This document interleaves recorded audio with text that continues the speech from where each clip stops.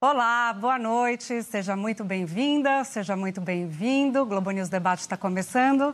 Aqui comigo, quer dizer, não comigo, no Rio, Otávio Guedes. Tudo bem, Otávio? Boa noite. Júlia, eu estou treinando desde sexta-feira. Boa noite, para não sair bom dia. Mas estamos aqui para desafiar o feitiço de Áquila. Boa noite. Você sabe que eu também fiquei com esse mesmo cacuete, aliás, medo do cacuete de falar bom dia para você. É um prazer estar com você aqui agora à noite. Otávio, vamos falar sobre um assunto sobre o qual a gente conversa bastante, que é a terceira via, né?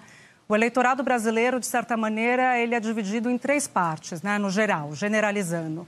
Uma parte que se identifica mais com a direita, uma parte que se identifica mais com a esquerda e uma parte mais de centro. É esse eleitor que é chamado, de certa maneira, de eleitor pêndulo, que a depender da eleição ele vai ou com a direita ou com a esquerda. A gente viu nas eleições do PT, caminhou com o PT, dando a vitória para o PT. Nas eleições de 2018, caminhou com a direita e deu a vitória para Bolsonaro. Então é sobre isso que a gente vai falar essa noite, né, Otávio? Pois é, nós vamos conversar agora com Ciro Gomes, do PDT, ex-governador do Ceará, ex-ministro dos governos Itamar Franco, Lula e ex-deputado também, Luiz Henrique Mandetta, do Democratas, ex-ministro da Saúde, ex-deputado, Alessandro Vieira, senador e integrante da CPI da Covid. Eu vou perguntar agora para o senador Alessandro Vieira, pegando carona um pouco no que o ministro Mandetta disse. Houve as manifestações recentes da terceira via, né, que foram chamadas também, de certa maneira, de nem. E foram manifestações que não empolgaram muito, pelo menos em termos de adesão, quantidade de pessoas. Eu queria ouvir o senhor a razão disso, qual a avaliação que o senhor faz sobre isso, e também perguntar para o senhor que sobre uma das questões para a terceira via funcionar é diminuir a fragmentação. E vocês, de certa maneira, vocês três, são o resultado dessa fragmentação. O senhor eventualmente abriria a mão de sua pré-candidatura para fazer uma composição em nome de um projeto que possa ser mais competitivo? Boa noite, Júlia, Otávio, ministro Ciro, ministro Mandetta, é um prazer estar conversando com vocês. Qualquer pessoa democraticamente responsável tem que começar da disposição de estar aí para fazer composições, da convicção de que ninguém é salvador da pátria, ninguém é portador de todas as respostas necessárias e que os desafios que o Brasil enfrenta são muito graves. Então, claro que você pode ter, em algum momento da discussão, a concentração em um nome específico, né? Isso vai acontecer naturalmente. E todos esses que vêm participando do diálogo mais presente, mais firme, têm mostrado essa disposição de deixar de lado projetos pessoais, vaidades e construir uma alternativa para o Brasil. O Brasil merece olhar para frente. A gente não tem que ficar nesse eterno retrovisor pensando um saudosismo daquilo que a gente, na verdade, não teve. Governos marcados pela corrupção, que está incrustado no sistema político brasileiro. É um problema de sistema, não é de pessoas, muito menos de ideologias. Então, é fazer a construção com calma. O ato público que aconteceu em São Paulo e em algumas capitais do Brasil teve sua representatividade, especialmente pela marcação política. Você teve no mesmo palanque várias pessoas que vão estar disputando, provavelmente, as eleições.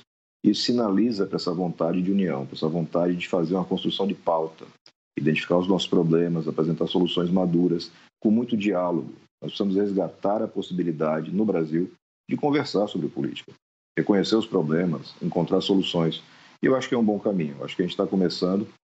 A concentração efetiva só vai acontecer mais adiante, não sei se exatamente na previsão de tempo que o Mandetta apresenta, mas acho que a virada do ano já deve ter um número menor de pessoas participando dessa corrida da chamada terceira via. Senador Alessandro, o Ciro Gomes tocou na Lava Jato, né? Falou da importância de algumas revelações, mas também citou abusos. Qual é a sua visão hoje sobre a Lava Jato? A Lava Jato, Otávio, exerceu um papel histórico no Brasil. Foi a primeira operação que efetivamente chegou no andar de cima. Não completou o seu trabalho, faltou judiciário, faltou Ministério Público, mas efetivamente chegou lá. Todas as decisões da Lava Jato, tudo aquilo que a Lava Jato executou, foi examinado pelas 4 instâncias da justiça brasileira. Os réus, os investigados, tinham acesso às melhores e mais caras bancas de advocacia do Brasil. E tudo foi mantido. Foi mantido até o momento que você chega num ponto onde muita gente ou gente demais está comprometida e você tem um acordão. que o ex-senador Romero Jucá profetizou e que foi concretizado numa parceria Bolsonaro e PT. Muito claramente se partiu para um corte, estancar a sangria era a expressão que ele usava. Isso que a gente viu. A gente tem claramente um escândalo de corrupção gigantesco. O ataque à democracia não se dá só através de tanques, ele se dá também através de malas de dinheiro. E a gente viu isso de forma muito clara no governo do PT. O PT não é responsável individual e o PT não criou a corrupção. Corrupção não tem cor, não tem ideologia. É um comportamento humano que vai cada vez mais aumentando quando você não tem mecanismos de controle adequados. E hoje, no Brasil, nós estamos retrocedendo lá até a década de 90 do século passado, em termos de qualidade legislativa, em termos de aparato, e em termos de respeito para os profissionais que trabalham com isso. Porque hoje a intimidação é muito grande. E é muito grande porque o Bolsonaro muito rapidamente mostrou quem verdadeiramente é. O envolvimento, claro, cristalino com corrupção dele e da sua família, e que gerou esse clima de acordão no Brasil. A Lava Jato teve um sucesso muito grande. Infelizmente, o consenso no Supremo foi no sentido contrário, num recurso que ficou 2 anos na gaveta do Gilmar Mendes, aguardando a oportunidade política para ser colocado em prática. Infelizmente, isso agora é, de certa forma, uma página virada da história. A gente vai ter que reconstruir isso tudo. E só vamos conseguir fazer isso com muita transparência e, efetivamente, com renovação de práticas. Não vai ser repetindo um discurso velho, não vai ser atacando as pessoas ou atacando adversários. Vai ser conversando com essa imensa maioria da sociedade que não aceita mais ser roubada, como é roubada desde que nasceu. A gente tem direito a um Brasil governado com equidade, com transparência, com honestidade. E dá para fazer isso. Tem muita energia de transformação ainda presente, além, claro, desse sentimento de decepção, de desalento, mas tem energia para mudar. E tem gente disposta a fazer a mudança. Como é que o senhor vê essas saídas para se criar esse novo programa que, apesar da necessidade, como eu disse, é um programa que tem uma conotação eleitoral também para o presidente? Júlia, a primeira coisa que a gente tem que fazer é cuidar de quem está precisando. Então, eu não posso colocar o impacto eleitoral na frente da fome das pessoas. E essa fome tem pressa. Eu tive com o ministro João Roma na semana passada.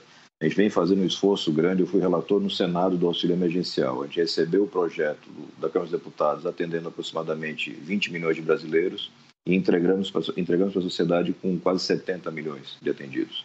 E a gente fez esses ajustes todos no texto, respeitando o que a gente tinha disponível naquele momento. O teto de gastos hoje serve como uma âncora, alguma âncora de credibilidade para um governo claramente populista. Ele pode ter alguma revisão, eu acho que sim, existe espaço para isso, mas não é necessário para fazer o novo auxílio. Absolutamente não é. O que nós precisamos é recuperar o orçamento para as prioridades verdadeiras dos brasileiros. Hoje, esse orçamento foi sequestrado justamente pelo Centrão. Centrão que, de certa forma, vai estar muito bem representado no novo partido. Que surge com o PSL, Luciano Bivar, que está longe de ser um exemplar de progressista ou de político moderno brasileiro. A gente tem que conhecer as pessoas e falar a realidade. Não adianta a gente embalar para presente uma coisa que é antiga e obsoleta para tentar vender como se fosse nova. Não será. Eu acredito que nós temos espaço dentro do orçamento brasileiro para fazer um grande remanejamento. Nós já mostramos isso. Eu sou vice-presidente da Frente Parlamentar Mista pela Renda Básica.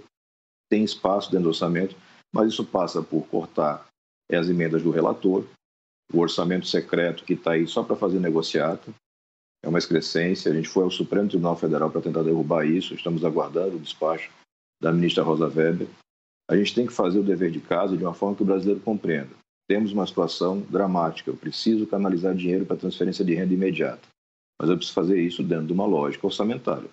Não dá para ficar criando um monstro para depois da eleição a gente cortar isso tudo. Lembrando que, dentro do próprio auxílio emergencial, quase 2 milhões de brasileiros tiveram seus direitos suspensos sem nenhum tipo de aviso ou explicação por parte do governo.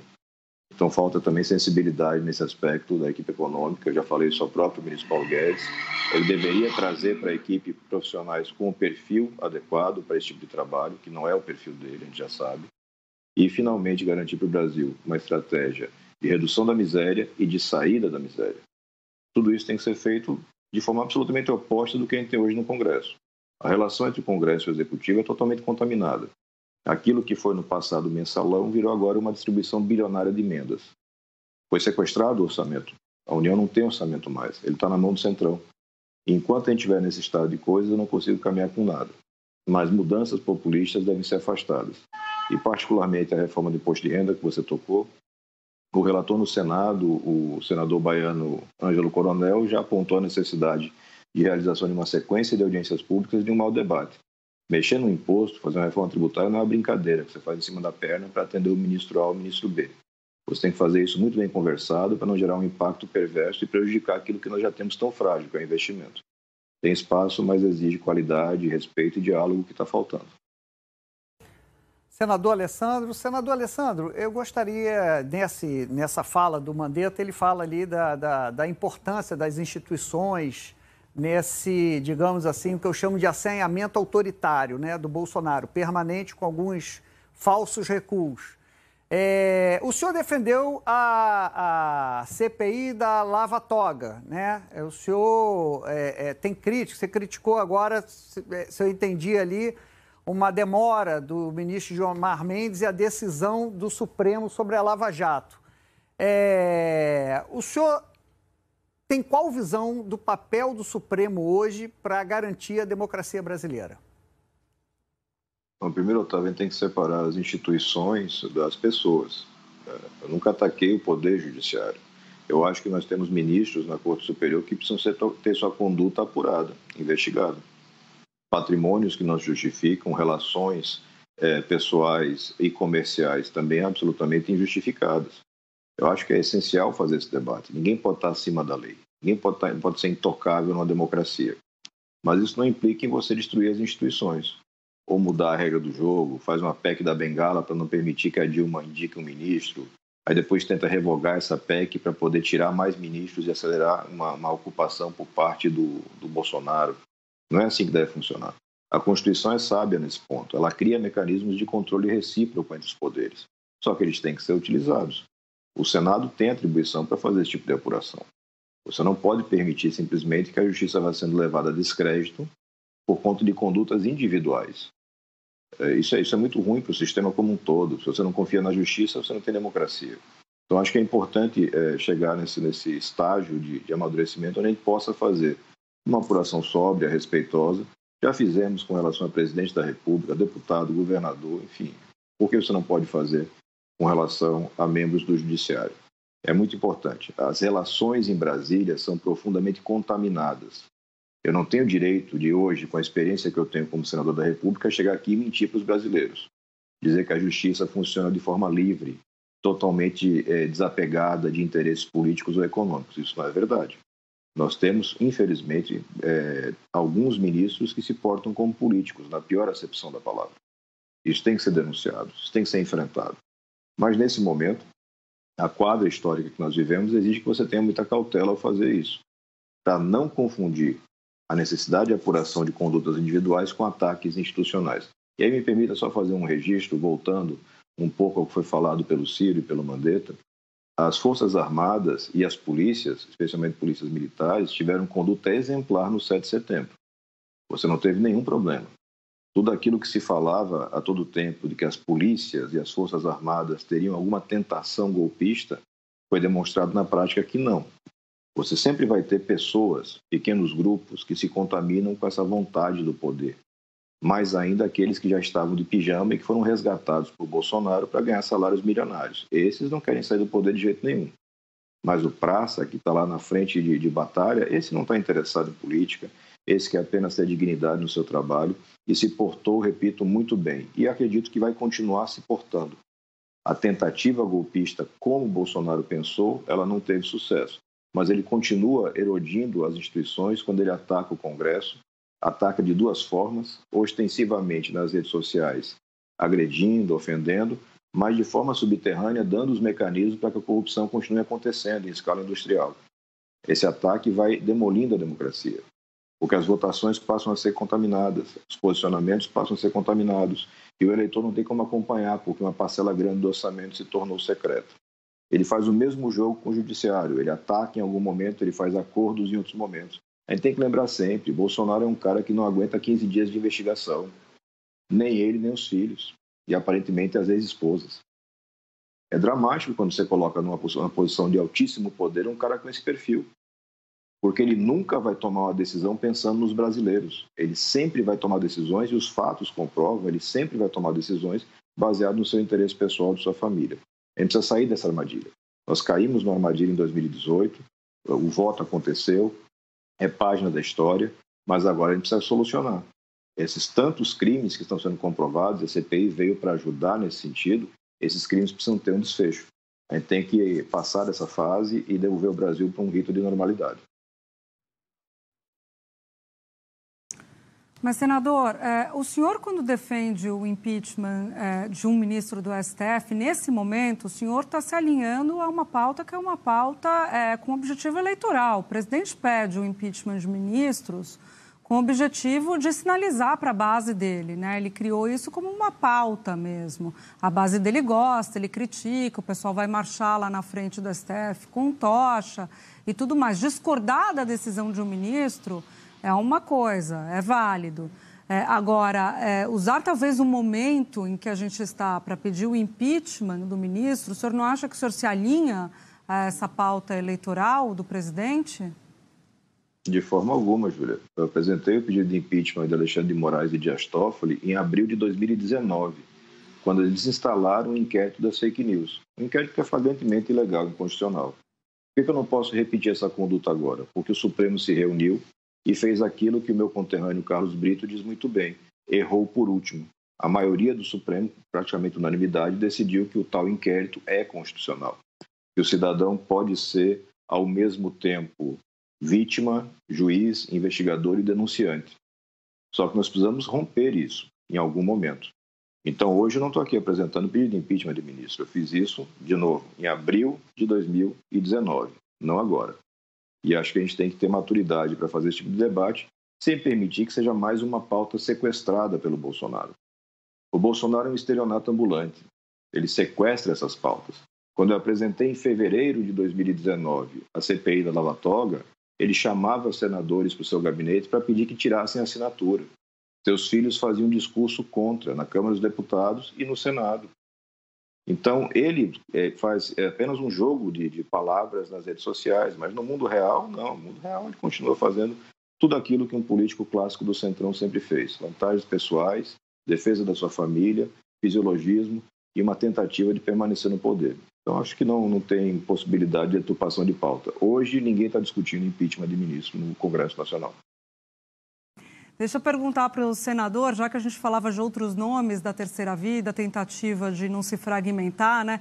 Evidentemente que isso passa pelas pessoas abrirem mão dos seus projetos pessoais, né? E aceitar apoiar alguém que está mais bem posicionado. A gente sabe que isso é complicado na política, basta ver o que aconteceu na eleição de 18.